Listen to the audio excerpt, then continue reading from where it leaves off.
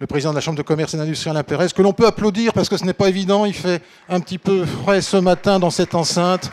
Bonjour Alain, je ne sais pas si tu veux un pupitre ou le micro. Directement, on va faire un petit test micro. Bonjour Alain. Bonjour. Voilà, donc Alain, je te laisse le soin d'ouvrir ce forum de l'industrie pour ces 20e RIDI. Eh bien, tu l'as dit, ce sont les 20e RIDI, 30e année, avec une alternance, une année sur deux. Et je dois dire qu'il suffit d'arriver sur le parking pour voir que c'est un succès. Quelqu'un me disait, j'ai rarement vu Auxerre Expo aussi plein, et je m'en félicite. C'est donc que c'est une belle réussite. Écoutez, on va essayer de participer à un maximum de forums et surtout de ne pas monopoliser la parole. Donc je pense que le plus important, c'est de laisser les spécialistes s'installer. Oui, tu veux me poser une question? Juste un petit point, Alain. Je sais que ce sont tes dernières RIDI en tant que président. Ça, j'y tiens beaucoup parce qu'il a vraiment fait beaucoup pendant ses mandats au niveau de l'économie, de l'industrie. Il y a un pincement au cœur, là, Alain, on le sent. Non, je suis très ennuyé pour répondre parce que si je réponds non, ils vont dire il n'a pas de cœur, et si je réponds oui, ils vont dire il est sentimental. Donc, bien sûr qu'il y a un petit pincement au cœur, mais je suis très serein parce que d'abord j'ai beaucoup de projets, premièrement, et deuxièmement parce que je laisse la maison dans de bonnes mains.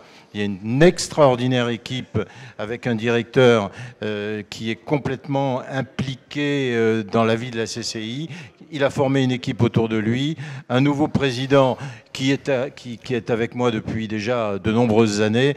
Donc ça devrait fonctionner formidablement.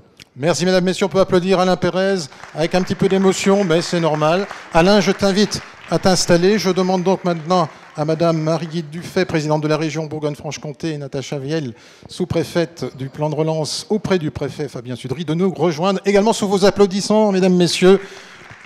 La rentrée se fait sur cet axe-là. Et je vous invite peut-être à prendre place directement, où il y a déjà des micros. Vous avez chacun un micro. Voilà. Donc ce forum de l'industrie, forcément, on va parler de l'industrie du futur, mais il était important également de faire un peu le bilan de l'industrie du présent, parce qu'on dit bien qu'il faut se puiser dans le passé, comprendre le présent pour aller vers l'avenir. Et ce présent, mesdames, messieurs, a été bien sûr un peu entaché depuis une vingtaine de mois avec cette crise sanitaire sans précédent qui a impacté les entreprises, l'industrie, l'emploi, notre région, la France, la planète. Des plans de relance se sont mis en place, des plans de relance portés par l'État, on va y revenir, des plans de relance portés par la région. Et la question était, bien sûr, Madame Dufay, d'expliquer un petit peu ce qu'est le PAIR, P-A-I-R, le plan d'accélération de l'investissement régional, également ce plan de l'État. En préambule, Madame Dufay, quels étaient les objectifs, les enjeux de ce PAIR qui est porté d'ailleurs depuis le mois d'octobre 2020?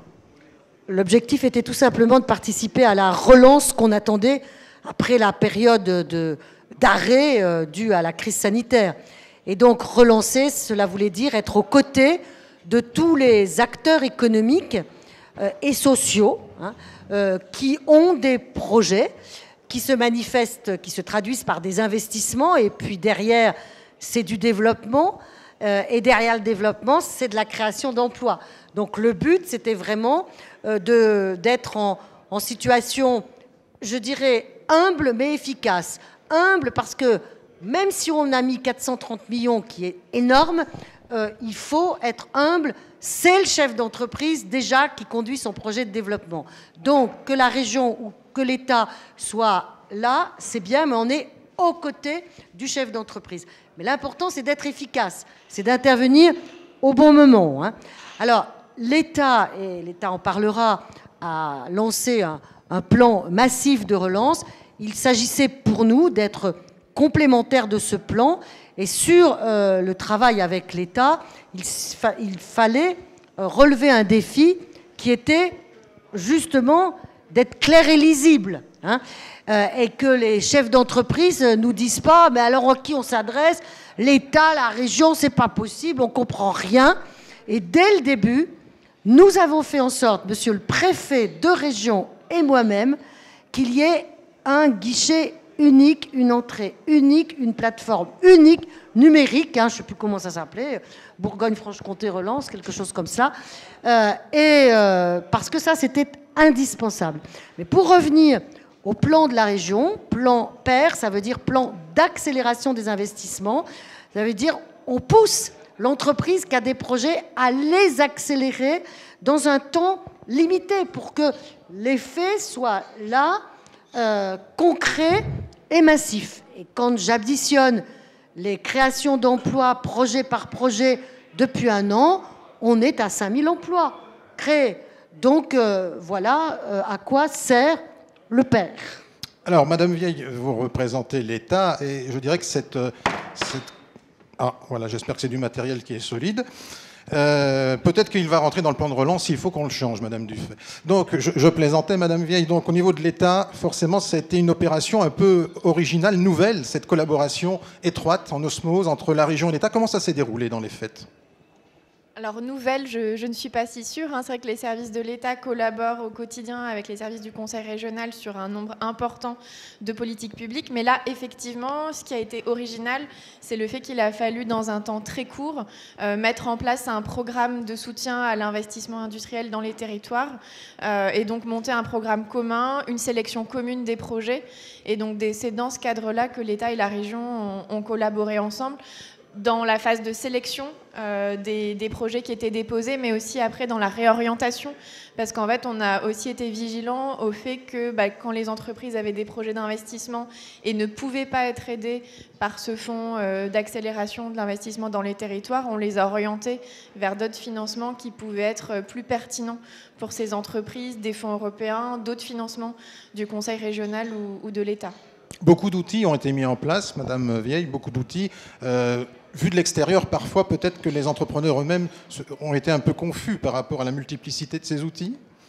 C'est vrai que dans ce cadre-là, on a été vigilant, en fait, comme le disait Madame Dufay, donc déjà à avoir un site unique État-région pour permettre aux entreprises de s'orienter, et puis ensuite, bien sûr, de s'appuyer sur les relais auprès des chefs d'entreprise, notamment les chambres consulaires, qui ont permis d'accompagner les projets, la constitution des dossiers, leur dépôt. Et donc, dans ce cadre-là, les services de l'État comme du Conseil régional se sont rendus disponibles pour après orienter vers le type d'aide le plus approprié pour l'entreprise. Vous savez, par rapport à cela, si on n'avait pas eu une pratique correspondant à une volonté très ferme de ma part, de toujours travailler en symbiose avec l'État, peut-être qu'effectivement, on n'y serait pas arrivé et que ça aurait été la confusion pour les chefs d'entreprise. Ce n'a pas été le cas parce que nous avons dans cette région une habitude de travail avec les services de l'État qui, pour moi, ressort du bon sens. C'est-à-dire qu'à partir du moment où on veut être efficace vis-à-vis du tissu économique, on a quand même intérêt à être complètement complémentaire État-région. Et du coup, on a traduit ça dans les faits très vite avec cette plateforme unique et derrière la plateforme unique, une instruction presque commune avec les services effectivement de la préfecture qui collaborent avec les services de la région pour voir ce dossier, qui c'est qui le prend, c'est nous, c'est vous, pourquoi, et arriver à une solution la plus rapide possible. Justement, Madame Dufay, comment s'est fait cette répartition entre l'État et la région sur certains dossiers? Est-ce que vous êtes intervenu des fois sur le même dossier Non, pas du tout. Non. Il n'y a jamais eu aucune redondance parce que parce qu'on a fait en sorte qu'il n'y ait pas redondance. On l'a voulu. À ce jour, donc, à peu près 60% des aides ont été affectées à ces entreprises. Alors, c'est les aides de la région. Les aides de la région, voilà. Je reviens avec votre étiquette régionale. Donc, 60% de ces aides ont été affectées. Comment ont-elles été affectées? Vers quelle direction sectorielle?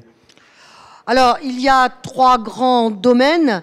Le domaine de l'industrie, le domaine de l'écologie. Quand je dis l'écologie, c'est la contribution à la réhabilitation thermique, par exemple, des logements, puis tout ce qui participe effectivement de projets qui vont dans le sens des économies d'énergie ou de la production d'énergie propre. Et puis il y a un troisième domaine auquel on tenait, au-delà du domaine économique, c'est le domaine en gros des solidarités, des projets de solidarité sur les territoires, des projets touristiques, des projets sportifs, des projets, je pense à l'épicerie solidaire d'Auxerre, qui a bénéficié de financement, de même que des entreprises du secteur. Madame Vieille, par rapport à vos orientations au niveau de l'État, est-ce qu'elles ont été similaires ou différentes ? Je dirais que sur les 3 grands piliers effectivement du plan de relance de l'État, les priorités étaient similaires, mais avec une complémentarité recherchée dans les aides, avec un grand volet sur l'écologie, sur la transition écologique, la rénovation des logements, mais aussi les mobilités et la transition agricole. Un volet sur la compétitivité, je pense qu'on reviendra sur ce volet-là, puisque c'est celui qui concerne le plus les entreprises. Et puis un volet sur la cohésion sociale et territoriale, avec un soutien, par exemple, apporté à l'insertion par l'activité économique pendant les 2 dernières années, 2020 et là 2021. On est en train de sélectionner les projets. Madame Dufay, un complément par rapport à ce qui est dit ? Non, mais vous voyez qu'on a tout fait pour être complémentaire, tout fait pour être efficace vis-à-vis des porteurs de projets, qu'ils soient économiques ou sociaux. Je pense que l'important, c'est effectivement que l'argent public, il serve au bon moment aux porteurs de projets qui hésitent à investir parce que sortant de la crise, c'est pas évident. Et là, on lui donne le coup de pouce nécessaire. Alors, Alain Pérez, au vu de la Chambre de commerce, la Chambre consulaire, forcément, il y a eu aussi un travail de concertation. Comment ça s'est décliné dans les faits, Alain ? Oui, bien sûr, il y a eu un travail de concertation, d'autant plus que ces aides sont multicanaux, si je puis dire. On a parlé de la région, on a parlé de l'État français. On a survolé l'Europe aussi, qui est contributrice dans ce domaine-là. Donc il a fallu faire le choix. Nous-mêmes, la CCI, par notre projet de rénovation de la pépinière d'Auxerre, avons bénéficié d'une subvention importante issue de fonds en partie européens. Donc tout cela, ça doit faire un tout. Donc la Chambre a aidé les entreprises, la Chambre a accompagné les entreprises. Je pense que ce n'est faire injure à personne que de dire que c'est parfois au-dessus des capacités des petites entreprises. Les dossiers sont complexes à remplir. Donc la Chambre les a aidés, avec les cabinets d'experts comptables, bien sûr. Mais en général, la CCI a été un facilitateur, surtout dans la première phase. J'insiste beaucoup, je l'ai dit tout à l'heure dans le précédent volet, mais la première phase, ça a été sauf qui peut. Il fallait sauver nos territoires, il fallait sauver nos commerces. Et là, notre rôle a été importantissime pour justement aider ces commerces à continuer de vivre. Et on les a aidés à mettre en place les aides sectorielles, etc., etc. Donc 2 étapes très importantes. Madame Dufay. Oui, alors sur ce sujet, des aides d'urgence, c'est-à-dire des aides qui sont intervenues entre le mois d'avril et le mois de septembre, effectivement, notre région s'est un peu singularisée, parce que je pense qu'il n'y a pas une autre région qui l'a fait. C'est-à-dire que nous avons décidé de confier aux communautés de communes et aux communautés d'agglomération l'exercice de nos aides, en partant du principe que c'est sur le terrain, au plus près que l'on voit les besoins, qu'il était important, là, dans l'urgence, d'être le plus efficace possible. Et nous avons mis à disposition nos aides. Et là, c'était en direction essentiellement de ce qu'on appelle les acteurs de l'économie de proximité, effectivement, les commerces. Alors, les commerces fermés, ils ont bénéficié d'aides massives de l'État, mais en même temps, il fallait pouvoir préparer la suite. Et le constat a été la très très grande faiblesse des commerces par rapport à la question de la numérisation, de la digitalisation. Et donc, pour aller de l'avant et aider les commerçants à passer, à faire cette révolution numérique, il fallait investir dans des équipements, il fallait investir dans de la formation. Tout cela a demandé des financements. Et donc, nous avons octroyé ces financements aux communautés de communes, aux communautés d'agglomération, pour qu'elles négocient directement avec les commerçants en vue de cette de cette transition. Hein. Donc, c'était compliqué, c'était difficile à l'époque, hein, tellement le commerce était mis à plat. Et puis, je pense qu'en même temps, ça a été une vraie opportunité pour faire franchir au petit commerce une étape que naturellement, ils avaient du mal à franchir. Hein. Donc là, on s'y est tous mis. Alain Pérez, un complément ? Un petit complément. Si je peux me permettre, Madame la Présidente, il reste encore beaucoup de travail à faire. Je pense que cette numérisation du petit commerce, on n'en est qu'au début. Le petit commerce a pris conscience, grâce à cette crise, de l'importance de la numérisation, mais pas suffisamment à mon goût. Et il reste énormément de travail à faire. Je pense que la fatalité qui consiste à dire le e-commerce est en train de tout ravager, c'est un mauvais argument. Le commerce de proximité, justement en se dotant de l'atout du numérique, a toutes ses chances de perdurer à cette condition-là seulement. Et là, nous avons beaucoup de travail à faire.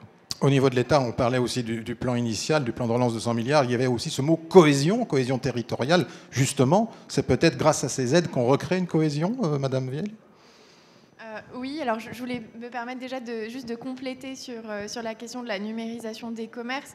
Dans ce cadre-là, l'État a été complémentaire donc, à l'action du Conseil régional qui était plutôt d'agir en proximité auprès des commerces. Il y a eu une aide de guichet pour l'ensemble des commerces, TPE, PME. Donc il y avait un seuil maximal, on va dire, de salariés. Donc ça s'adressait vraiment aux toutes petites entreprises. Et là, dans Lyon, il y a 274 entreprises qui ont bénéficié de ce chèque numérique. Donc c'est les premières dépenses, on va dire, qui permettent d'acquérir une solution numérique. Donc ça, c'était vraiment important dans cette période. Et par ailleurs, l'État a confié à CCI France et aussi à la CMA, Chambre des métiers de l'artisanat, un mandat pour accompagner au plus près les entreprises dans leur réflexion justement sur la numérisation. Bon, je pense qu'on va parler ensuite de l'industrie du futur. Néanmoins, là, voilà, sur ce sujet vraiment de la numérisation des commerces, l'État est au rendez-vous et effectivement, les enjeux sont importants. Un mot sur la compétitivité, ça faisait partie aussi d'un des 3 axes majeurs de ce plan de relance. Compétitivité qui s'est traduite comment dans les faits au niveau de l'État ?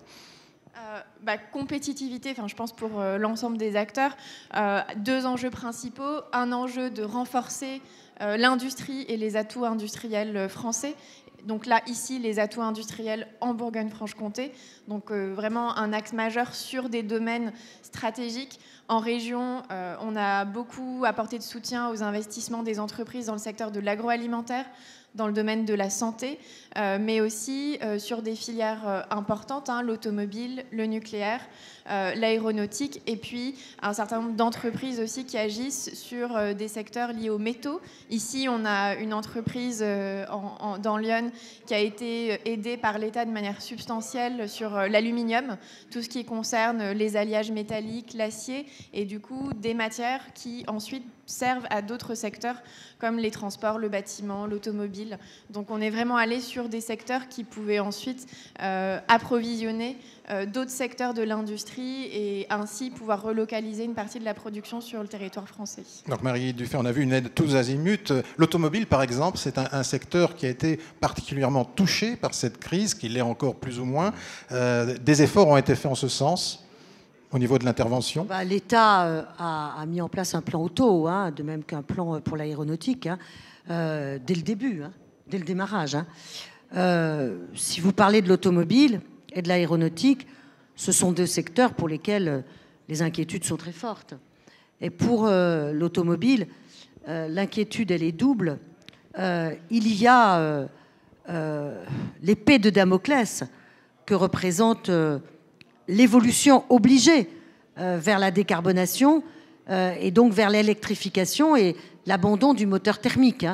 Donc ça, c'est une révolution extraordinaire qui va nécessiter un accompagnement de la part des pouvoirs publics, que ce soit État, que ce soit région, extrêmement fort et extrêmement dans la dentelle, parce qu'il va falloir aller voir dans les entreprises comment on prépare le personnel à cette évolution et comment on met en place les plans d'action en matière de formation adaptés. Mais sauf qu'on n'avait pas prévu ce qui est en train de se produire là, maintenant, immédiatement. C'est-à-dire l'arrêt de nos activités dans l'automobile, que ce soit ici dans Lyon, que ce soit dans le Nord-Franche-Comté, parce qu'elles ne sont plus alimentées du fait du manque là, de semi-conducteurs et de pièces élémentaires et de matières premières qui sont en Asie. Et c'est là qu'on est percuté de plein pied d'une façon qu'on n'avait absolument pas prévue, du fait que nous avons perdu toute autonomie, toute souveraineté industrielle. Nous sommes obligés de faire venir des pièces fondamentales d'Asie. En Asie, ils ne peuvent plus les sortir parce qu'ils sont débordés par la reprise économique. Et ben, du coup, nous, on ne reçoit rien. Et puis, du coup, le chômage s'installe auprès de ceux qui vivent de cette activité. Et ça, on ne l'avait pas prévu. Et ça nous percute. Donc, il nous faut être très, très présents sur ce secteur. Oui, parce qu'au-delà de la crise sanitaire, qui pourrait connaître un nouveau sursaut, il y aura des déclarations ce soir faites par Emmanuel Macron en ce sens, il y a aussi cette pénurie de matériel, la main-d'œuvre difficile à trouver, et on va aborder le volet de l'emploi succinctement, et puis bien sûr cette inflation exponentielle des prix des matières premières. Comment on fait face à tout cela aujourd'hui ? Écoutez, je ne suis pas sûre que j'ai la réponse, moi. Simplement, ma responsabilité, c'est d'être avec l'État, en vigilance complète. Notre responsabilité, à nous, je dirais, pouvoir public, elle est plutôt de se situer dans l'avenir et de se dire, c'est une révolution technologique qui attend ce secteur. Il faut pouvoir anticiper et accompagner cette évolution technologique qui est, je le répète, le passage du moteur thermique au moteur électrique, voire au moteur hydrogène. C'est vraiment être dans l'avenir. Pour le présent, eh bien, ce sont les plans d'accompagnement que l'on met en place. Et là, État-région, on travaille de concert. Alain, une réaction justement par rapport à ce contexte délicat, difficile et finalement qui perdure. Je le disais tout à l'heure, un de vos vice-présidents, Madame Dufay, Jean-Claude Lagrange, je pense que, président de l'AER aujourd'hui, c'est ça ? Oui, oui. Je le disais tout à l'heure, et ça doit nous faire réfléchir. Il a fallu attendre cette crise pour prendre conscience réellement de l'importance que devait avoir l'industrie pour un pays comme la France. Pendant très longtemps, je me suis battu contre cela, à titre personnel. Des grands groupes que je ne nommerai pas ici pensaient qu'on pouvait faire fabriquer dans le monde entier et ne plus, même si ça reste complexe, ne plus faire que la commercialisation, etc. C'est pas comme ça que ça fonctionne. Et la preuve en est donnée aujourd'hui. Je pense qu'il faut revenir à des fondamentaux, et un pays ne peut pas vivre que de tourisme, de commerce et de services. Un pays doit avoir une industrie forte. Et pour cela, je pense que cette crise a été un révélateur. Si j'osais être iconoclaste, je dirais il est peut-être juste temps. N'oublions pas quand même que nous avons perdu près de 1000 entreprises ces 20 dernières années dans le domaine de l'industrie et 1 million d'emplois. Donc il est juste temps aujourd'hui de réagir. Alors, Madame Vieille, peut-être que l'industrie du futur va être ce sursaut, ce rebond. Beaucoup de choses se font, beaucoup de technologies sont à la pointe. Nous sommes quand même un grand pays, une grande nation. L'État est conscient de tout cela et va dans ce sens justement pour encourager cette industrie du futur. Donc, effectivement, aujourd'hui, on a beaucoup de programmes qui permettent d'accompagner les entreprises vers des technologies de pointe en matière d'industrie. Je voudrais d'abord revenir sur l'état actuel sur ce qui concerne l'industrie, ce dont on s'est rendu compte pendant le plan de relance, avec notamment un guichet qui a très largement irrigué le tissu industriel français, qui est le guichet Industrie du futur. On estime qu'il y a près d'un tiers des entreprises industrielles du pays qui ont pu en bénéficier pour un investissement qu'elles avaient à faire, en fait, on s'est rendu compte qu'il y avait aussi un retard. Et donc, en fait, ça a vraiment permis à de très nombreuses entreprises, en région Bourgogne-Franche-Comté, c'est environ 500 entreprises, d'investir dans une machine ou un robot, une machine à commande numérique. Donc, on a même des entreprises ici dans Lyon qui ont parfois eu 3-4 subventions pour 3-4 robots différents. Donc parfois changer entièrement une chaîne de production qui n'était plus adaptée en matière de compétitivité. Parfois d'ailleurs aussi des entreprises du secteur de l'artisanat qui ont eu recours à ce guichet industrie du futur dans le domaine de la transformation du bois par exemple.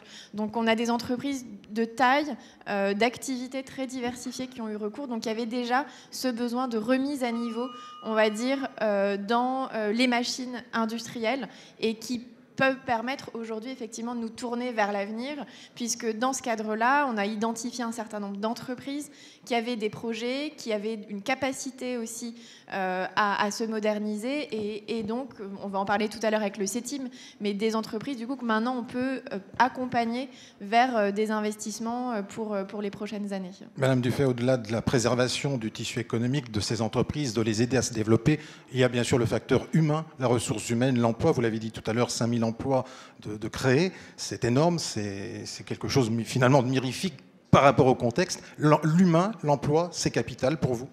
Oui, et du coup, derrière ces investissements pour le futur, il y a l'investissement formation qui est absolument fondamental. Alors, la région, elle n'investit pas directement sur la formation des salariés, là c'est la responsabilité de l'entreprise, mais nous investissons sur la formation des demandeurs d'emploi et nous devons prendre en compte cette composante-là. Donc, ce qui est important, c'est le dialogue avec toutes les branches professionnelles pour qu'on adapte régulièrement, bassin d'emploi par bassin d'emploi, nos réponses de formation pour que l'entreprise qui a investi dans le futur, elle puisse trouver sur le marché du travail, effectivement, les personnes dont elle a besoin. Donc, en termes de formation, ce qui est important, c'est vraiment de pouvoir bien dialoguer avec les chefs d'entreprise pour pouvoir pousser nos programmes et les faire évoluer.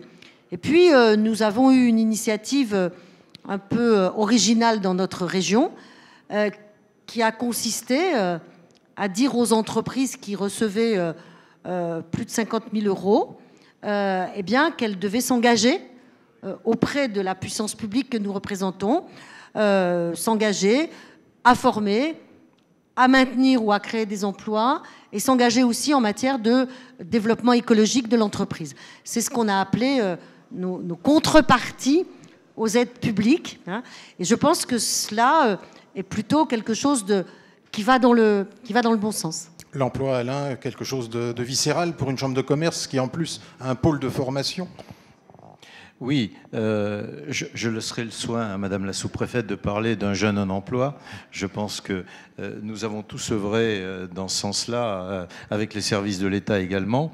Mais c'est vrai qu'actuellement, il y a, et c'est un paradoxe là encore, les entreprises rencontrent énormément de difficultés pour recruter. Notre outil, et je m'adresse également au directeur de Pôle emploi, notre outil Positive Emploi est saturé.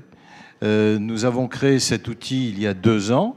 Aujourd'hui, je le dirai tout à l'heure, mais là je vous livre les chiffres en exclusivité. Aujourd'hui, il y a plus de 1250 offres d'emploi sur Positive Emploi par 250 entreprises iconaises. Nous sommes dans Lyon exclusivement. Donc, ça veut dire qu'il y a un vrai problème, et Madame Dufay l'a dit, un problème de formation. Il faut former les gens aux métiers qui correspondent aux besoins des entreprises et non pas aux métiers qui débouchent sur des impasses. Et il y a également un problème je dirais, de composantes humaines. Nous n'avons pas suffisamment de candidats. On est en plein emploi, hein. Oui, c'est un paradoxe. Ah, mais on est... Non, mais les chiffres, qui sont les chiffres de Pôle emploi, pour la première fois depuis 1904... Non, c'était quand 70... C'est en 77, je crois, que le président Chirac avait créé l'ANPE, l'Agence nationale pour l'emploi, parce que précisément, les entreprises ne trouvaient pas le personnel dont elles avaient besoin. Donc, à ce moment-là, il crée l'ANPE, 1977, et puis dans les années 80, on bascule vers tout ce qu'on a connu en termes de restructuration industrielle, de difficultés, etc. Le chômage explose. Alors après, il a fait que monter et descendre. Mais c'est aujourd'hui que l'on retrouve les chiffres de 1977, qui correspondent à quasiment du plein emploi. Hein, donc c'est paradoxal, effectivement. Un mot, Madame la sous-préfète, sur ce concept « un jeune, une solution » qui fait un carton, si je peux être un peu trivial, auprès de la jeune génération. Oui, alors auprès de la jeune génération et puis aussi auprès des entreprises, parce qu'on a des entreprises ici en Bourgogne-Franche-Comté qui se sont spécialement engagées sur ces programmes Un jeune, une solution pour recruter des jeunes, pour proposer des apprentissages, pour proposer des services civiques. Enfin, et voilà, il y avait tout un tas d'offres différentes que les entreprises pouvaient proposer. Et c'est vrai qu'en région, on estime qu'il y a près de 50 000 jeunes qui en ont déjà bénéficié depuis 1 an et demi. Donc c'est considérable. Et ça joue aujourd'hui sur le taux de chômage des jeunes et sur la part que représentent les jeunes dans les demandeurs d'emploi. En fait, on voit un vrai effet sur ces chiffres-là. Donc c'est plutôt une bonne chose dans la période dans laquelle on se situe, puisque l'inquiétude à l'été 2020, c'était celui de l'avenir de la jeunesse et puis aussi des possibilités d'insertion pour des jeunes qui sortaient d'études à l'été de 2020. Donc de ce point de vue-là, on est plutôt rassuré en tout cas des résultats qu'on a eus. Voilà, maintenant, ce programme-là va se poursuivre au moins jusqu'à l'été 2022. Et donc par la suite, il faudra qu'on soit particulièrement attentif à l'emploi des jeunes et à leur capacité à s'insérer sur le marché du travail et puis à se former aussi, comme on l'a dit, aux métiers que recherchent actuellement les entreprises. Merci de cette précision. Donc je vais rejoindre des industriels qui vont apporter un témoignage. On peut applaudir nos intervenants, mesdames, messieurs, pour cette première partie qui était un audit. Voilà. J'essaye de ne pas faire comme Lynn Renault à Las Vegas en me fracassant le nez par terre. Et Thierry Lafarge, qui est le premier à passer l'exercice, Thierry, qui peut se lever, donc le dirigeant de TMS, tôlerie, mécanique, soudure. Alors, service, pardon, soudure. Mais soudure, c'est aussi un métier dont on a besoin. C'est service. Installé à Stigny. Oui. Alors Stigny, c'est la campagne. C'est la campagne profonde. Ouais, très profonde. Donc on se trouve près d'Ancille-Franc. Nous sommes une très grosse société, puisque maintenant nous sommes 19. Nous sommes une tôlerie fine industrielle. Et nous travaillons absolument pas dans les secteurs que vous avez cités tout à l'heure, puisque nous sommes dans les biens courants. Et nous avons beaucoup de clients qui sont exposants ou qui viendront nous voir, puisque nous exposons nous-mêmes aujourd'hui. Donc le carnet de commandes va tourner à plein régime. J'espère. Alors, TMS donc avait des besoins d'investissement, d'agrandissement, de nouvelles machines, des plieuses, des poinçonneuses, etc., etc. Une aide de 520 000 euros ? Alors non, en fait c'est un projet industriel qu'on a monté il y a quelques années. Ce projet en fait s'est allé sur plusieurs années. Et puis est arrivée malheureusement une belle année qui s'appelle 2020, qu'il faut vite oublier, pour laquelle nous l'avons plutôt bien vécu, nous, par rapport à d'autres, puisqu'on a continué de travailler et nous ne nous sommes jamais arrêtés. Mais par contre, tout s'est figé.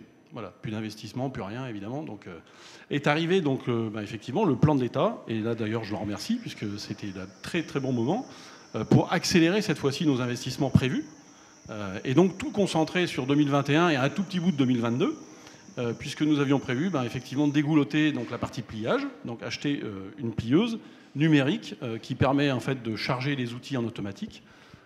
Une seconde plieuse qui devrait arriver début 2022, mais là je pense qu'on ne tiendra pas tout à fait les délais liés à notre engagement vis-à-vis de l'État, puisqu'elle rencontre les mêmes soucis que tout le monde. Voilà, il n'y a plus d'électronique. Donc je vais avoir une plieuse sans commande, donc ça marchera moins bien. Ce dont on a parlé avant, ouais, exactement. Voilà, c'est une illustration. Voilà. Et puis donc une poinçonneuse pour des applications un petit peu spécifiques, qui nous a permis en fait de développer de nouveaux marchés, puisqu'en fait nous n'étions pas positionnés sur ces marchés-là. Et dès mars de 2021, voilà, nous avons pu en fait augmenter notre chiffre d'affaires lié à cet investissement-là. Forcément, qui dit investissement dit emploi, peut-être, embauche. C'est prévu? Alors, c'est prévu sur le papier, mais on y va tout doucement. Nous avons déjà donc embauché 2 personnes supplémentaires, donc c'est pour ça qu'on est 19 maintenant, vous voyez. Et on y va progressivement, parce que je vais quand même rester prudent par rapport à tout ce que nous vivons tous, hein, malheureusement, au niveau, entre autres, des pénuries de matières, où on galère fortement quand même pour approvisionner. Hein. Il y a d'ailleurs pas mal de cas ici qui pourront témoigner. Et aussi au niveau des prix, puisque là ça devient du démentiel. Hein. Je ne sais pas si vous prenez comme exemple la matière première qu'on utilise beaucoup, nous, de l'acier. Et cet acier-là, simplement en un peu moins d'1 an et demi, a fait x2,8. D'accord ? Donc quand on entend des petites hausses de l'ordre de 45%, c'est pas ça du tout. Hein. Là on est à 280%, enfin c'est phénoménal, quoi. Et oui, effectivement. Alors, TMS a quand même eu un cocorico, c'est que vous avez été la première entreprise de ce département à avoir le prix France Relance, ouais. Et la visite du préfet Henri Prévost qui vous a remis votre joli trophée que vous avez oublié aujourd'hui, mais ce n'est pas grave. Ça, c'est quelque chose qui fait chaud au cœur, forcément. Ah oui, tout à fait. Oui. Nous avons été effectivement la première entreprise de Lyon primée. Donc les montants d'investissement, c'était quand même pas rien, hein, puisque nous investissons 520 000 € dans nos machines, et l'État donc, nous a permis de nous subventionner à hauteur de 250 000 €. Donc voilà, et ça nous permet d'avancer. Merci Thierry Lafarge, on l'applaudit pour ce témoignage. Mathieu Capunda pour Premier Tech Eau et Environnement. Bonjour Mathieu. Bonjour. Bon, alors Mathieu, c'est un chef d'entreprise heureux? Oui, c'est un chef d'entreprise qui vient de prendre ses fonctions, donc qui revient sur cette terre de Lyon. Et je tiens à remercier effectivement la CCI de m'avoir invité pour pouvoir vous promouvoir le groupe Premier Tech. En quelques mots, donc, le groupe Premier Tech est au cœur d'activité, donc c'est l'assainissement non collectif et les dispositifs de récupération d'eau. Le groupe Premier Tech est donc un groupe québécois, actionnariat principalement familial. Et en 2020, en fait, on a eu l'opportunité de racheter l'entreprise Eparco qui est basée à Senan. L'entreprise Eparco qui malheureusement a rencontré des difficultés. Et nous avons donc travaillé avec les différents acteurs économiques de la région de façon à maintenir l'emploi. Clairement, nous avons pu maintenir une vingtaine d'emplois sur le site.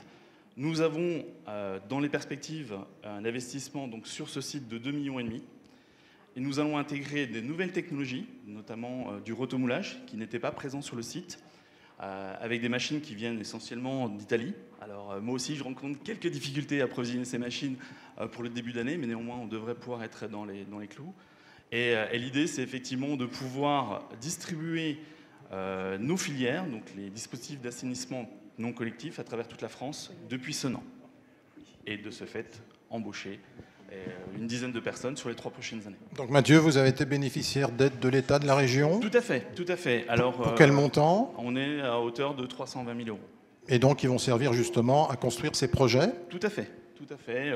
L'idée, c'est de pouvoir se doter de machines de rotomoulage de dernière génération qui vont pouvoir avoir un impact, un non-impact, on va dire, sur toute la partie écologie de nos dispositifs. Voilà. Merci Mathieu de ce témoignage, on l'applaudit également chaleureusement. Alors j'avais normalement 3 autres intervenants, Dominique Vier pour le groupe Boudin SA. Est-ce qu'il est là, Dominique? Est-il là? Visiblement, il n'est pas là. Xavier Dussordet, je l'ai vu tout à l'heure sur son stand. Est-ce que Xavier Dussordet de Sojap est ici? Xavier? Il n'est pas là non plus, mais pourtant je l'ai vu sur le stand, je l'ai salué tout à l'heure. Et puis Bruno Janvier de Joigny, mais je crois qu'il est excusé, on m'a fait passer un petit mot. C'est pas bien ça, monsieur le président de la communauté du Jovinien. Voilà. Peut-être un petit mot sur cette entreprise, Nicolas? L'entreprise, c'était la fonderie Mazué pour les plus vieux Joviniens qui l'ont connue, qui s'est renommée BAM. Une très très belle entreprise de l'univers de la métallurgie qui nous permet notamment, dont on va d'ailleurs brancher les tuyaux aujourd'hui avec l'agence économique régionale et le pôle de l'hydrogène, qui est le pôle de compétitivité qui est plus à l'est de la région, mais dont je tiens, comme vice-président issu de Lyon, à ce qu'il ait des ramifications dans notre joli département. Donc avec Jean-Claude, on est en train de brancher les tuyaux sur tout le ferroviaire et les engins, notamment, vous savez, les ateliers de Joigny. C'est pas pour tout ramener à Joigny, mais enfin quand même, il y a beaucoup de choses qui s'y passent, hein, on va le dire. Capitale de Lyon, Joigny. Évidemment, on va pas trop le dire trop fort, ça risque de fâcher d'autres. Je fais un petit clin d'œil à Crescent. Voilà, pas de souci. Donc l'hydrogène, le ferroviaire, et puis tout le pôle véhicule du futur aussi, puisque l'entreprise BAM, Mazeué, c'est aussi une entreprise qui travaille en sous-traitance pour l'automobile. Donc je suis navré qu'il ne soit pas là, parce que M. Janvier a été effectivement, on peut le dire je crois, lourdement aidé par le plan de relance de l'État et par le plan d'accélération de l'investissement régional du Conseil régional de Bourgogne-Franche-Comté. Bon, on aura l'occasion d'y revenir cet après-midi, puisqu'on se retrouve sur le plateau hydrogène. On applaudit nos intervenants, mesdames, messieurs. Alors, Madame Dufay, une petite réaction à chaud sur ce qui a été dit par nos industriels. Finalement, on a des chefs d'entreprise heureux. Avec votre micro, s'il vous plaît. Écoutez, heureux forcément de voir leur activité redémarrer après la pause infernale qu'on a tous subie. Mais franchement, les repères commencent à être difficiles à trouver pour tout le monde, hein. Que ce soit pour les chefs d'entreprise, que ce soit pour nous au niveau public. On voit bien qu'on est en train d'entrer dans un monde différent. Il y a cette question de la transition écologique qui impacte tous les secteurs, et ça, on ne peut pas faire sans. Il y a cette crise et cette pénurie de matières premières qui immobilise les activités. Et on fait comment ? C'est pas, on va pas en quelques semaines ou en quelques mois recréer des activités qui sont parties en Asie il y a 10 ans ou il y a 20 ans. Puis de toute façon, la question de la relocalisation d'activités industrielles, je pense qu'il faut faire très très attention parce qu'il ne faut pas semer des illusions. Hein. Celles qui sont parties, je ne suis pas sûre qu'elles vont revenir. Par contre, il faut effectivement réfléchir à comment on recrée de la valeur ajoutée industrielle chez nous. Hein. Mais tout cela nécessite beaucoup d'innovation. Donc dire que les chefs d'entreprise y sont heureux, vous savez... bénéficier d'une aide publique, je ne sais pas si c'est de nature à rendre heureux. C'est de nature à faciliter, hein, effectivement, et on en est conscient, et puis de toute façon, on est là pour ça, nous, les pouvoirs publics.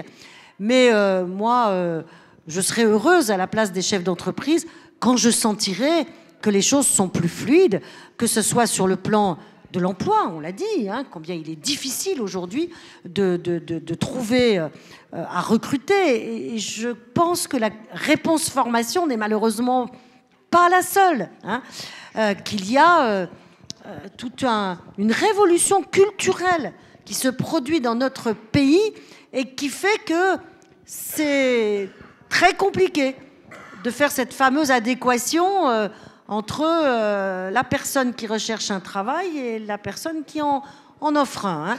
Il y a derrière des conditions de salaire, il y a des questions de conditions de travail. Nos jeunes, aujourd'hui, ils n'appréhendent pas le monde comme nous l'appréhendions il y a 30 ans. Hein. Moi, je fais partie d'une génération travailleuse. Oui, le travail, c'était la qualité suprême.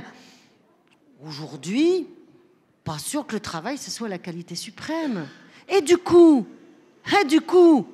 ça a des conséquences pour tout le monde, pour le chef d'entreprise comme pour le conseiller de Pôle emploi. Hein ? Donc, dire qu'on est heureux, c'est compliqué. On est dans un monde qui bouge. Et puis, cette question de la transition écologique qui s'impose à nous et qui est une opportunité formidable de création de nouvelles activités, mais enfin qui pousse aussi... à des transitions et à des révolutions qui sont coûteuses pour chacun. Alain, une réaction. Juste une réaction, et j'ai entendu M. Lafarge, et ça m'a touché. C'est vrai qu'on a peut-être en France eu le tort ces 40 dernières années de ne promouvoir que les grandes entreprises. On se rend compte aujourd'hui que ce qui fait la force d'un territoire, c'est ses composantes, et notamment en termes de PME et d'ETI. Votre voisin est peut-être plus dans la catégorie, dans la taille ETI, mais je pense qu'il faut revenir là aussi. Lyon s'en sort plutôt pas trop mal, parce que justement, pas trop tiré par des grands leaders mondiaux européens. Allez dire ça à Toulouse, vous allez voir. Donc, je pense qu'il faut continuer de disséminer sur nos territoires des entreprises de proximité et de taille, petite taille et intermédiaire. Ça, pour moi, c'est une des grandes leçons de la crise aussi. Merci Alain. Alors je vais redescendre, puisque Dominique Vier est un chef d'entreprise heureux, il vient d'arriver juste à temps pour pouvoir s'exprimer. Donc de l'entreprise Boudin, il va se lever, Dominique, sans doute pris dans les bouchons, dans les bouchons du stand, mais quand on parle de bouchons des stands, le tire-bouchon n'est peut-être pas très loin. Donc on se retourne vers la caméra, Dominique. On ne présente plus Boudin, SAS. Oui, quelle entreprise? C'est gentil. Nous sommes l'entreprise Boudin, nous existons depuis 1947. Nous sommes situés à Maillot et nous travaillons dans la mise au point, la réparation, la maintenance des moules d'injection plastique. Nous sommes une entreprise de 25 personnes avec 2 millions d'euros de chiffre d'affaires dans les bonnes années. Avec le Covid, en ce moment, on est comme tout le monde, on souffre un peu, puisqu'on est 40% automobile, donc on a à subir une certaine baisse de chiffre d'affaires, mais on arrive à s'en sortir parce qu'on fait des salons, c'est pour ça qu'on est là aujourd'hui. On vient de faire Fakuma, qui est un salon en Allemagne, qui est un salon international, donc voilà, un petit peu. Alors, je crois que les aides, ça a été 1,2 million, si je ne m'abuse. Oui, on a eu la chance de faire partie des 54 premiers récipiendaires des aides du gouvernement, donc en octobre de l'an passé. Donc une aide effectivement d'1,2 million d'euros sur un projet qui est à 3,8 millions d'euros, qui consiste en la construction d'une nouvelle usine, parce que nous existons depuis 1947, comme je l'ai dit, nous sommes là où nous sommes depuis 1970, donc le bâtiment est un peu vieux, un peu fatigué, et notre personnel aussi finit par être un peu fatigué parce qu'on manque de place, etc. Donc on est à un point nommé de l'expansion de la société Boudin parce qu'on a vraiment besoin de s'agrandir, parce que les clients nous attendent et le marché nous attend aussi. Voilà. Merci Dominique pour ce témoignage, on l'applaudit pour cette intervention. Pardon. Alors Madame Vieille, justement une réaction par rapport à ce qui a été dit au niveau des différents entrepreneurs. Votre ressenti par rapport à ces interventions?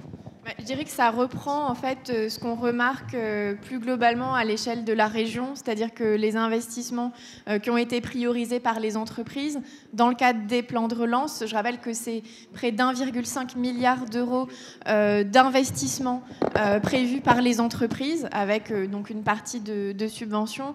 En fait, on y retrouve principalement des projets d'extension de sites, de création de nouvelles usines, de création de centres de recherche et développement.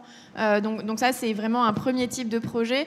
Un second type de projet qui va être plutôt sur la modernisation d'outils de production, achat de nouvelles machines, broyeuses, plieuses. Enfin, ça, effectivement, on a beaucoup d'entreprises en région. Alors peut-être aussi parce qu'il y a beaucoup d'acier et puis d'entreprises qui sont sur de la métallurgie et puis sur du coup l'approvisionnement d'autres filières industrielles. Donc ça, c'est aussi un type de projet qu'on a beaucoup vu. Donc voilà, je dirais que c'est vraiment les deux projets qui sont vraiment dans ce qu'on peut voir ici en région, dans les projets des entreprises. Merci de cette intervention. Alors heureusement qu'il n'y a pas une quinzaine d'intervenants qui viennent les uns après les autres, sinon je vais m'éreinter à faire les différents escaliers. Xavier Dusordet, que l'on applaudit, mesdames, messieurs, parce qu'il vient de nous rejoindre. Alors, Sagop Outillage, en quelques mots, la présentation de cette entreprise, Xavier. Donc Sagop Outillage, on est basé à Sens et on est équipé en découpe de tôle, soudure, usinage. On a un atelier qui permet de répondre à tous les besoins en mécanique. Donc on est assez peu d'entreprises à répondre aussi bien en tôlerie qu'en mécanique de précision et assemblage. Et donc on a eu des projets d'investissement assez importants qui sont dans le cadre juste présenté avant, de modernisation de notre parc machine, où on était avec des lasers de découpe de tôle qui avaient une vingtaine d'années, on était avec certaines machines qui étaient vieillissantes et avec qui demandait pas mal de personnel, pas mal d'énergie, qui générait pas mal de chutes. Donc on a décidé d'investir et les programmes nous ont bien aidés à plus automatiser que ce qu'on aurait fait. On avait en gros un plan d'investissement à peu près à 1 million, on a pu le passer à 1,5 million en robotisant un petit peu plus, en ayant des machines qui tournent en 3.8 et qui permettent en fait d'améliorer la qualité en diminuant la consommation d'énergie et en diminuant les chutes matières. Donc tout ça rentre un peu dans le cadre écologique de réduction des déchets. Une vraie industrie du futur. Une vraie industrie du futur. On cherche vraiment à pousser toute la chaîne numérique au bout, et c'est là où on va voir les gains, et les nouvelles machines plus robotisées, plus automatisées nous obligent à être un peu plus dans la chaîne numérique poussée. Voilà. Merci Xavier, que l'on applaudit pour sa brillante intervention. Alors cette fois, je peux remonter serein puisque Bruno Janvier et Nicolas Sauret nous l'a confirmé, ne sera pas présent. Donc je n'ai plus à redescendre dans un premier temps. Voilà, Alain, je te rends le micro. Madame Dufay, donc bien évidemment, on a parlé du père, on a fait un peu le bilan. Maintenant, on va se projeter quand même sur la suite parce que effectivement, ça va continuer. Il y a certainement un delta temporel. Comment ça va s'organiser dans les prochaines semaines, les prochains mois? Comment 2022 va s'organiser au niveau de ces aides régionales? Écoutez, pour ce qui concerne le PER, c'était un ensemble de mesures inscrites dans le temps, puisque ce que l'on voulait, c'était un effet masse. On pousse à l'accélération des projets des entreprises. Donc, notre PER, les projets sont déposés jusqu'à la fin de cette année, et nous avons jusqu'à fin 2022 pour délivrer les financements. Alors, ça ne veut pas dire qu'une fois que cela sera terminé, l'accompagnement de la région est terminé. Bien sûr que non. Nous sommes en démarrage de mandat, un nouveau vice-président chargé du développement économique, un nouveau président de l'agence économique régionale, et nous allons lancer notre nouvelle stratégie de développement économique avec tous les acteurs économiques, avec les entreprises, avec les organisations professionnelles, avec les représentants aussi syndicaux, salariés et patronaux.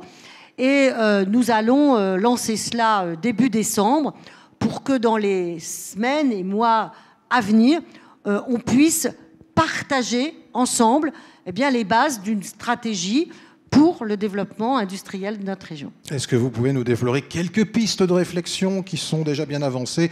Je m'en garderai bien. On est entre nous là. Non, je m'en garderai bien. Et puis, en même temps, je pense qu'il y aura quand même beaucoup de continuité par rapport à ce que nous faisons.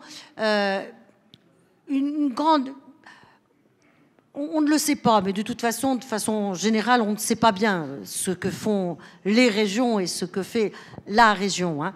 Mais une grande façon d'être aux côtés des chefs d'entreprise pour la région, c'est au niveau financier, permettre de l'apport en fonds propres et puis permettre des garanties d'emprunt auprès des banques. Ça, c'est extrêmement important, beaucoup plus important que les subventions et tout ce dont on parle en termes d'aide directe. Et ça, on ne le sait pas.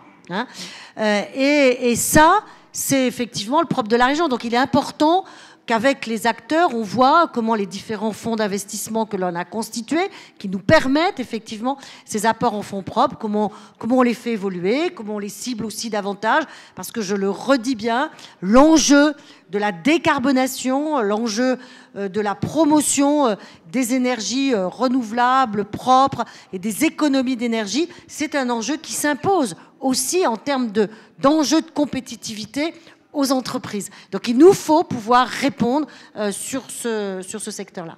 Madame Veil, je présume que l'État, bien sûr, va continuer en 2022, même s'il y a des élections, paraît-il, au mois d'avril. Ça, c'est autre chose, ça va s'enclencher, ça va continuer. Comment? Sous quelle forme? Il y a le plan France Relance 2030, dont on a beaucoup parlé il y a quelques semaines. Est-ce que vous pouvez nous esquisser un petit peu la stratégie 2022, par exemple? En termes de plan de relance, donc sur tout ce qui concernait les aides directes aux entreprises, ça a été mis en place de manière massive par l'État depuis septembre 2020. En région, on a plus de 800 entreprises qui en ont bénéficié. Je parlais tout à l'heure des 500 qui en ont bénéficié au titre d'Industrie du futur. Donc il y avait un objectif de relance massive, de maintien, on va dire, la confiance des entreprises pour mettre en œuvre des projets d'investissement.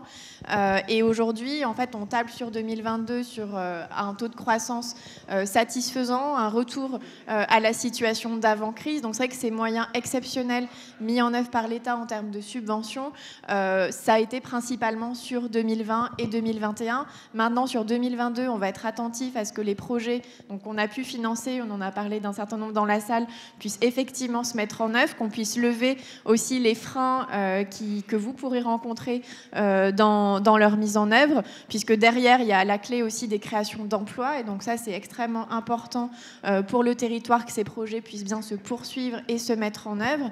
Et effectivement, pour la suite, je dirais qu'il y a deux points importants. Un premier point, c'est la poursuite des programmes sur l'industrie du futur. Depuis déjà plusieurs années, plusieurs mois, la région et l'État travaillent ensemble avec le CETIM pour accompagner des entreprises. Il y en a une centaine qui sont concernées en région sur les programmes d'investissement pour l'industrie du futur.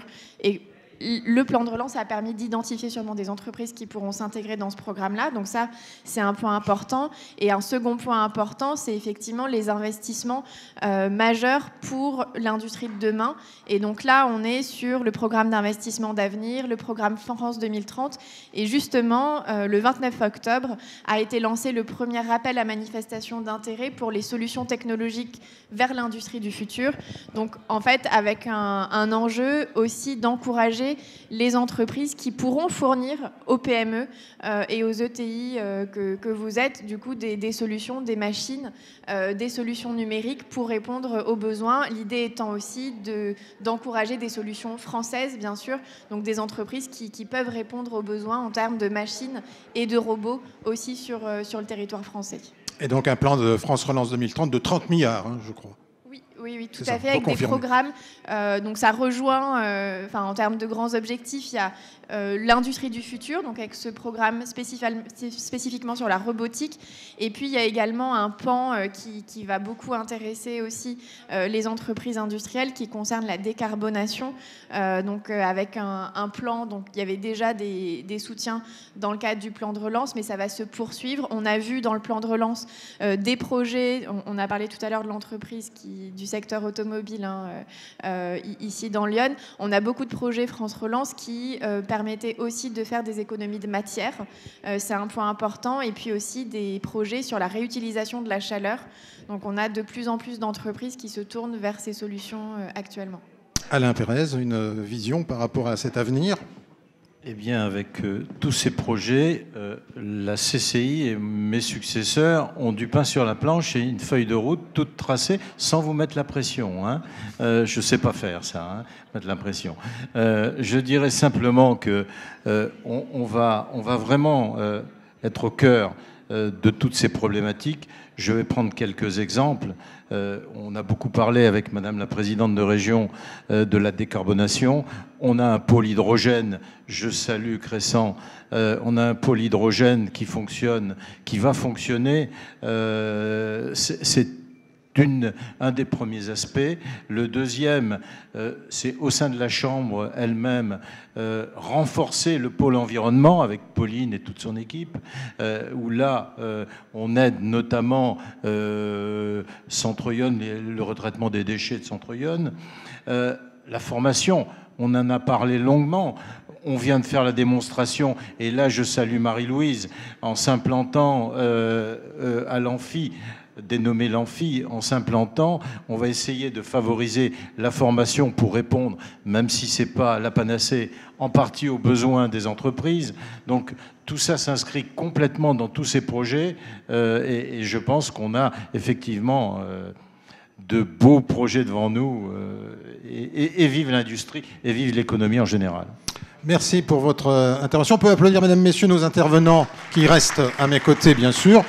Et nous allons accueillir Gérard Vallet, qui est le directeur régional, le délégué régional du CETIM, donc le Centre technique des industries mécaniques, que l'on peut applaudir également. C'est toujours difficile de venir sur une scène sans quelques applaudissements. Et Gérard va nous présenter un petit peu ce programme de l'industrie du futur, où une centaine d'entreprises sont déjà adhérentes. Donc Gérard, je vous laisse la parole. Si le micro fonctionne. Je pense que ça a marché, oui. Oui. Donc, je vais vous présenter le plan Industrie du futur de la région Bourgogne-Franche-Comté, donc qui a été lancé en 2020. Donc, il est antérieur à tout ce qu'on a vu jusqu'à maintenant sur les plans de relance qui ont été liés à la crise Covid. Donc, c'est un plan qui est piloté par la région pour un budget de 5,5 millions d'euros, visant à accompagner 600 entreprises. Ça va être marqué sur le document ici. avec le soutien de l'État. Donc on retrouve ce qui a été dit jusqu'à maintenant, donc une collaboration forte entre l'État et la région. Et le thème industrie du futur, c'est vrai que c'est un thème qui ne parle pas forcément à toutes les entreprises. Et c'est pour ça qu'en région, il a été choisi de définir un sous-titre. Vous souhaitez améliorer votre performance et pérenniser votre entreprise. Donc c'est bien dans ce contexte que le plan industrie du futur a été mis en œuvre, c'est-à-dire accompagner les entreprises à se projeter dans leur futur. Et ça concerne la technologie, ça concerne l'humain, ça concerne l'organisation et tous les grands enjeux de l'entreprise et du monde. Si vous voulez passer. Voilà. Donc, à qui s'adresse ce plan industrie du futur? Il s'adresse à des entreprises industrielles, c'est-à-dire à des entreprises qui ont une production. Qu'elles soient PME ou ETI. Donc, c'est un peu original puisque jusqu'à maintenant, la plupart des aides étaient limitées aux PME au sens européen du terme. Là, on peut accompagner des ETI, donc des petits groupements de PME qui, jusqu'à maintenant, on avait un peu plus de mal à les accompagner. Donc ça, c'est important de pouvoir également entraîner ces entreprises avec nous. De toutes les filières, donc la plasturgie, l'agroalimentaire, la chimie, bien entendu la mécanique et la métallurgie, je ne vais pas dire le contraire. Et sur le cadre des thématiques de l'Alliance Industrie du Futur, enfin de l'industrie du futur au sens de l'Alliance Industrie du Futur. Alors, qu'est-ce que ça veut dire l'industrie du futur? Au niveau de l'Alliance Industrie du Futur, on considère que l'industrie du futur, ça commence au plus bas du terrain, lorsque une entreprise réfléchit à des capteurs et à des tuyaux qui vont lui permettre de remonter de l'information. Donc là, on est très très terrain. Mais on sait que ces données vont permettre ensuite d'améliorer la gestion du process et tout ça. Deuxième niveau, c'est tout ce qui concerne l'outil de production. On en a largement parlé ce matin. Tous les nouveaux outils qui sont plus performants, de plus en plus qui sont moins gourmands en énergie, parce que ça fait partie maintenant des critères de choix des entreprises, et qui vont permettre également de mieux se connecter entre elles et de permettre un meilleur pilotage. Donc, dans cette partie outils de production, on met également les technologies avancées, donc tout ce qui est lié aux nouveaux matériaux, puisqu'il y a quand même pas mal d'évolutions sur les aspects matériaux qui peuvent être une chance ou un risque pour les entreprises. Donc, c'est important de les accompagner dans cette réflexion-là également. Troisième niveau, si on remonte un peu du terrain, c'est tout l'aspect organisationnel. Donc, on appelle la nouvelle approche de l'homme au travail. Donc on sait que, et c'était dit par la présidente tout à l'heure, les aspirations des nouvelles générations ne sont pas forcément les mêmes que celles des anciennes. Comment est-ce que je mets en place une organisation qui va permettre au personnel de s'exprimer et de rester fidèle à l'entreprise aussi, c'est un début. Et dans cet aspect également lié à l'organisation, on a tout ce qui est l'aide aux opérateurs. Donc que ce soit l'aide cognitive, on entend parler maintenant de réalité augmentée pour former au poste, ce genre de choses, ou d'assistance physique avec les exosquelettes qui vont permettre de rendre les tâches moins pénibles, etc. Donc tout un environnement lié à l'humain dans l'entreprise. Si on remonte encore d'un étage dans l'aspect entreprise, on a donc l'usine et les îlots connectés. Ça va être tous les outils de pilotage de l'entreprise. Pilotage interne, alors avec tous les jargons numériques que l'on connaît, les ERP, les MES, tout ce genre de choses. Donc, qui vont permettre d'avoir une meilleure connaissance de l'état de production pour pouvoir prendre les meilleures décisions. Mais on a également maintenant des développements de logiciels un peu spécifiques sur le pilotage de l'énergie. Comment est-ce que je peux remonter ma consommation d'énergie en temps réel pour pouvoir adapter le pilotage de mon entreprise pour consommer moins. Donc il y a également aussi bien des thématiques plutôt anciennes, on va dire, telles que la GPO, etc., que des thématiques un peu plus nouvelles. Mais l'industrie du futur, ça sort également de la partie interne de l'entreprise, avec donc le niveau relation client-fournisseur intégré. Donc toute l'optimisation de ma chaîne de valeur entre mon client, moi-même et mes fournisseurs. Donc avec, là encore, beaucoup d'aspects sur le numérique, mais également tout ce qui est lié sur la chaîne de la valeur, mon positionnement dans la chaîne de valeur. Et depuis quelques mois, vous comprenez bien que dans cet axe-là, on a également tout ce qui est lié à la gestion des risques d'approvisionnement. Qui sont mes fournisseurs? Sont-ils en danger de rupture? Et comment je peux garantir ou trouver des sources d'approvisionnement plus proches qui vont me permettre d'être moins dépendant de fournisseurs étrangers où il peut y avoir des risques. Et puis, l'Alliance Industrie du Futur considère que la réflexion doit monter encore plus loin, c'est-à-dire qu'elle doit prendre en compte l'aspect nouveau modèle économique et les enjeux sociétaux. Donc, dans l'industrie du futur, on parle des nouveaux business models liés aux possibilités du numérique. Alors, dans l'industrie, on a tout ce qui est les portails de vente en direct, hein, comme dans le e-commerce, etc., qui permettent à l'entreprise de positionner différemment son offre par rapport au marché. Mais on a également tout ce qui est lié à la RSE, hein, une thématique que l'on retrouve de plus en plus dans les entreprises et dans leurs réflexions. Et bien entendu, tout ce qui est lié à l'environnement, gestion de l'eau, toutes ces thématiques-là. Donc, ce qui veut dire qu'en gros, l'industrie du futur, ça couvre très largement tous les projets de développement des entreprises. Donc, pour mettre en œuvre ce plan industrie du futur, la région a retenu 3 opérateurs, 2 opérateurs de filières très structurées. Donc, pour la filière aéronautique, le GIFAS et le cluster aéromicrotech, donc qui représente le GIFAS en Bourgogne-Franche-Comté.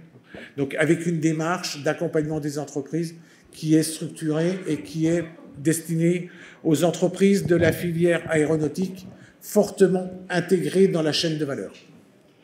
La deuxième filière que l'on retrouve assez naturellement en Bourgogne-Franche-Comté, c'est la filière automobile, donc avec la PFA et le support du pôle véhicule du futur, donc qui depuis très longtemps œuvre dans l'accompagnement des entreprises sur cette filière. Et la région voulait que le plan industrie du futur soit multifilière et multithématique. Alors, le CETIM a proposé à plein d'acteurs du développement économique de s'associer pour couvrir large. Donc, dans les acteurs, vous allez retrouver, bien entendu, les acteurs que vous connaissez tous en région, hein, avec le support du réseau des CCI, hein, qui est très présent sur le terrain et dans l'Alliance et dans notre consortium. Et également les pôles de compétitivité, hein, que l'on va retrouver, aussi bien le pôle microtechnique, le pôle Plastipolis, Vitagora pour la filière agro, etc. Et puis des centres de ressources. On a un certain nombre de compétences en région, donc on va parler de Numérica, plutôt dans le Nord-Franche-Comté, centre de ressources en numérique. On va parler de Nicéforcité, qui s'appelle maintenant, ou va s'appeler maintenant, l'usinerie, avec des compétences sur la réalité augmentée, réalité virtuelle. Et puis Robotics Valley, centre de ressources autour de la robotique.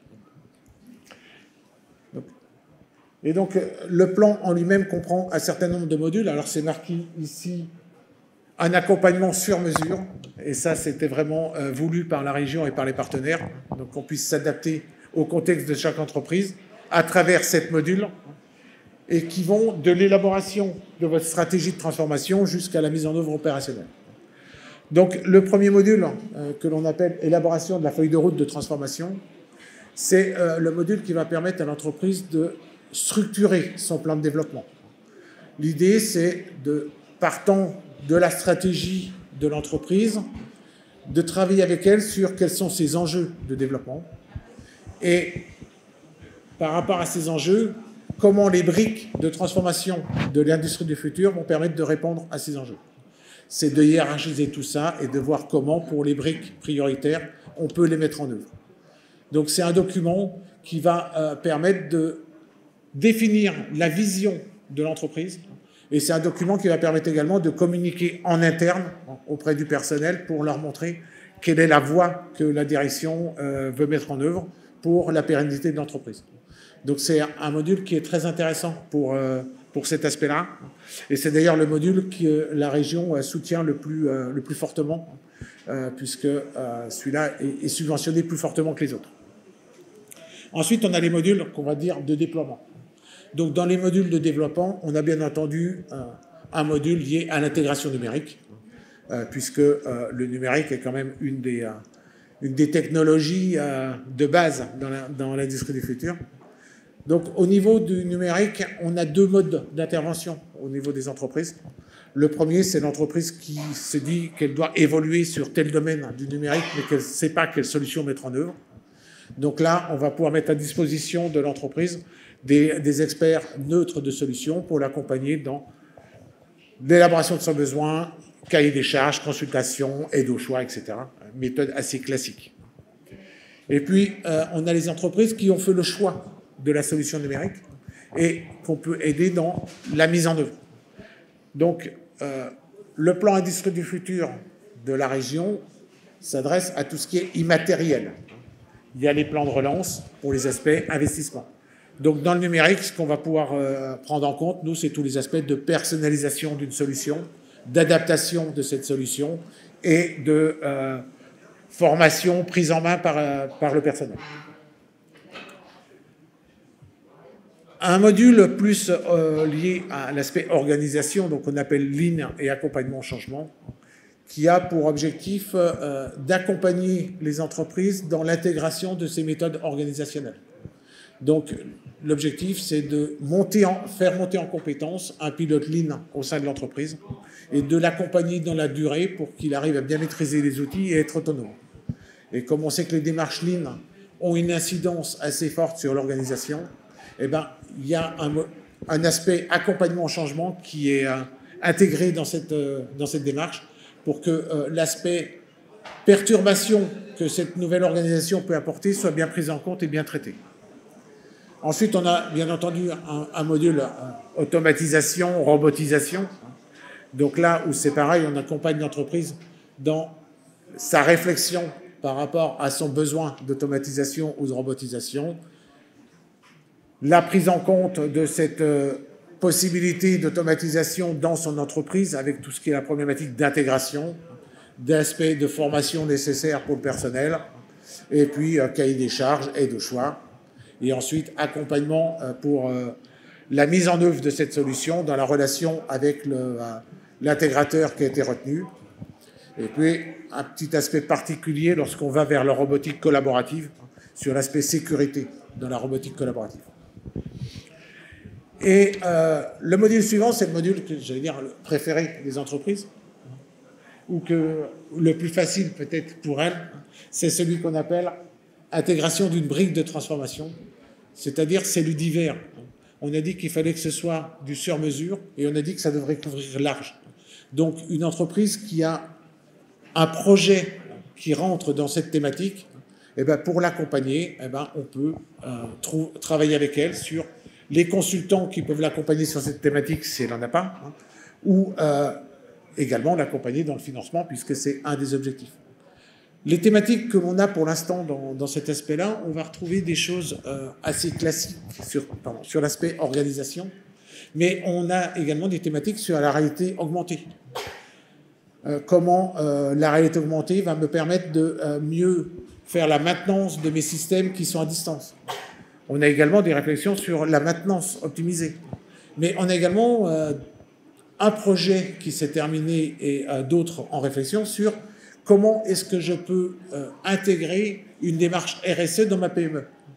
Donc on voit que toutes ces thématiques qui ont été évoquées ont un sens pour les PME et que c'est important de pouvoir les accompagner.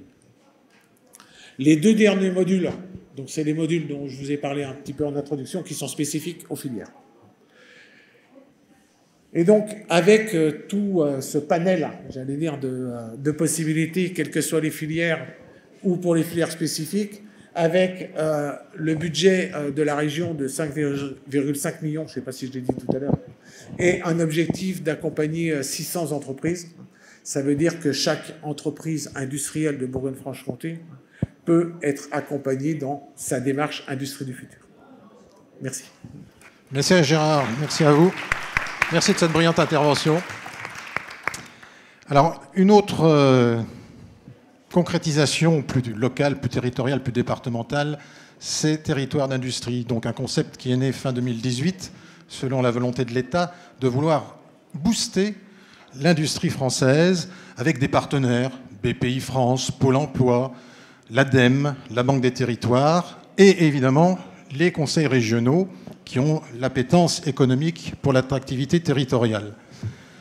Plusieurs objectifs répondaient justement à cette création territoire d'industrie: renforcer l'attractivité, optimiser l'emploi, accélérer les processus de simplification législative, humaine, technique, réglementaire, et puis aussi encourager l'innovation, et on en a beaucoup parlé ce matin avec les témoignages des entreprises. 146 territoires d'industrie existent au niveau de l'Hexagone, dont un, bien sûr, dans notre département de l'Yonne, qui s'appelle l'Yonne industriel. Voilà, c'est comme ça. Le nom a été déposé justement lors de la signature de la convention avec les 5 partenaires intercommunaux le 13 janvier dernier. Et alors on retrouve l'Auxerrois, on retrouve le Grand Sénonais, on retrouve le Jovinien, on retrouve Serein-Armance, grosso modo le Florentinois, et on retrouve aussi le Migénois. Et là, vous allez vivre, mesdames, messieurs, un moment historique, puisqu'il y a eu effectivement cette signature le 13 janvier dernier, un peu en catimini du fait des confinements et de la crise sanitaire. Et là, il y a surtout cet événement aujourd'hui qui nous réunit tous et qui va permettre officiellement à ce pupitre, dans un instant, d'assister à la signature officielle de cette nouvelle création qui va booster forcément l'industrie, l'économie, l'entreprise et de ce territoire et aussi de Lyon, de la Bourgogne-Franche-Comté par capillarité forcément. Donc, dans un instant, je vais demander à chacun des participants de... Alors, il y a un ordre protocolaire, déjà, il me faudrait le document, déjà, voilà, puisque nous sommes dans les aléas du direct, merci Jérôme, un paraphe où chacun des intervenants va donc apposer sa signature, alors aussi en présence de Marie-Guide Dufay, la présidente, et du préfet de Lyon, Henri Prévost, qui vient de nous rejoindre à l'instant. Chacun va donc à tour de rôle venir signer, restera sur l'estrade avant la photo de famille traditionnelle, et ensuite on pourra conclure cette brillant forum sur l'industrie avant de rejoindre à 11h30 l'accès d'entrée pour l'inauguration officielle de ces 20e RIDI avec la découpe du ruban et quelques allocutions complémentaires et un tour de visite du lieu. Donc, mon cher Alain, je crois que c'est toi qui vas donner le coup d'envoi de cette signature. Il y a des stylos, il y a le paraphe, il y a le document. Donc, Alain Pérez, je te convie à venir à la tribune officielle pour signer donc cette convention officielle de territoire d'industrie. Voilà. Que l'on peut applaudir, mesdames, messieurs. Une très belle initiative. Monsieur Cressan-Marot est-il là? Oui, Cressan, qui est donc le président de l'Aglo Serrois, maire d'Auxerre, que l'on peut applaudir également, qui va nous rejoindre pour cette signature.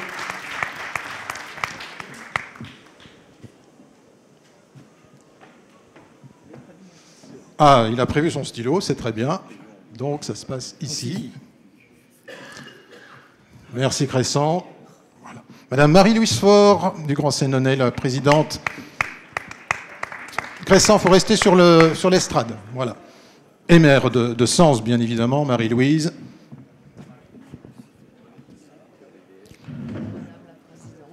La petite signature. Là, moi, j'ai pas de stylo. Hein.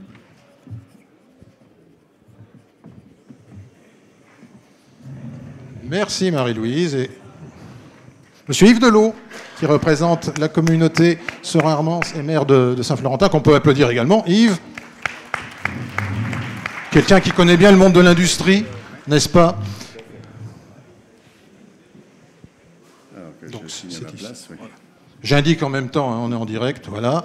Monsieur Nicolas Sauret, bien sûr, le vice-président de la région, président du Jovinien, maire de Joigny, que l'on applaudit. J'ai pas entendu un applaudissement. Voilà. On fait un test d'IMAT, mesdames, messieurs, de popularité. Ça se passe là. Heureusement, moi j'ai révisé la fiche avant. Voilà, monsieur François Boucher pour le Migénois, que l'on applaudit aussi, président de la communauté du Migénois, maire de Migène. François, c'est ici. Voilà. Madame Dufay, vous êtes invitée à venir signer pour le compte de la région. Madame Dufay. Ici. Voilà. Et puis, monsieur le préfet Henri Prévost, que l'on applaudit également. Qui est très sportif ce matin, monsieur le préfet. Je sais qu'il est très sportif dans le monde profane. Voilà, mesdames, messieurs, je vous demanderai de vous mettre au centre pour la photo.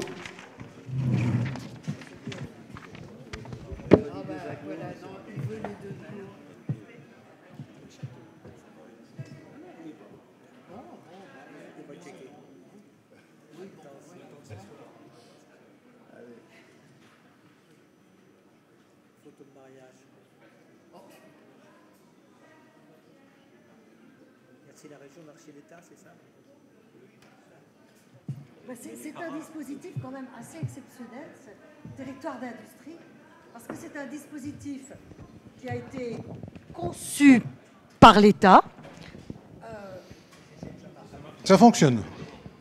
D'une façon extrêmement intelligente, avec l'obligation pour les acteurs publics de travailler avec des chefs d'entreprise pour véritablement pousser les feux de projets très, très, très concrets. Ce programme a été voulu par l'État. Et à partir du moment où l'État l'a conçu au niveau national, il a décidé, mais ça c'est unique, hein, je crois que ça ne se reverra jamais, de le confier aux régions pour que les régions le pilotent. Donc c'est un exemple de décentralisation extraordinairement réussi. La région pilote un programme voulu, conçu, organisé par l'État. Hein. Mais ça se passe très bien, mais simplement il y a des territoires qui vont plus ou moins vite. Et je pense que ceux qui ont pris le temps vont se dépêcher de rattraper les autres. Hein. Donc je vous souhaite vraiment plein de projets. Hein. Merci Madame Dufay. Juste un petit mot pour Alain Pérez, parce qu'effectivement c'est une signature de convention d'animation où la Chambre de commerce va intervenir pendant 3 ans. Donc qu'est-ce que la CCI va faire pendant 3 ans pour doper ce projet? Eh bien déjà, je remercie tous les présidents et maires signataires de cette convention. Bien sûr, l'État initiateur et la région, mais nous avons là aussi désigné un responsable du projet, un ingénieur de la Chambre, qui va aider les collectivités à mettre en commun des idées que nous avons. Nous avons un potentiel extraordinaire. Ce potentiel, il faut le mettre en valeur. Ce potentiel il faut l'animer. Hein. On a cité... Tout au long de ces tables rondes, nous avons cité l'emploi, nous avons cité la création, pourquoi pas, de pôles de compétitivité.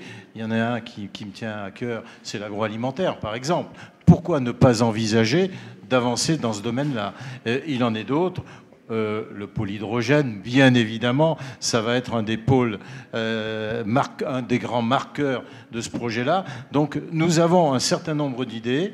Il fallait se mettre autour d'une table et nous y sommes parvenus et j'en suis ravi. Un concept qui fonctionnera avec un élu, un industriel. D'ailleurs, au niveau territorial, c'est Cressan-Marot pour l'agglo de l'Auxerrois avec Hervé de Romemont, qui est peut-être dans la salle, qui est le patron des Moulins du Mai, qui vont donc travailler, œuvrer dans l'intérêt général. Complètement. Et nous serons à la fois le catalyseur, la plume et puis l'aiguillon quelque part. Mesdames, Messieurs, je vous remercie. On peut encore les applaudir pour cette signature. Je vous donne rendez-vous maintenant pour l'inauguration officielle de cette 20e édition d'Eridi. Merci à vous, merci à la technique et merci à tous les participants. Et je vous souhaite une bonne fin de journée.